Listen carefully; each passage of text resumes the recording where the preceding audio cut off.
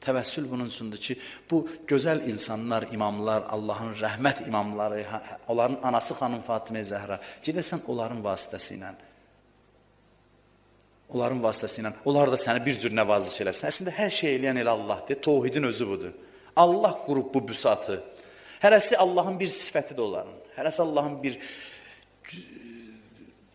rəhmət sifətidir imamların.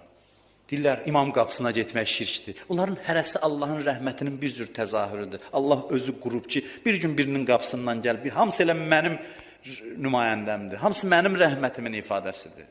Onların içində də xanım Fatimə Zəhranın məqamı, bilmirəm nə üçün, nə söz gəldi Həzrət Zəhradan.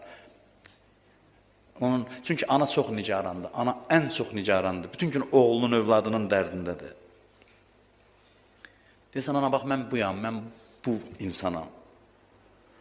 Ana da dərhal deyər ki, başı dolanın. Bu sözləri eşitmək xoşdur anadan. Elə bir Həzrət Zəhra bu sözləri demir, deyir valla.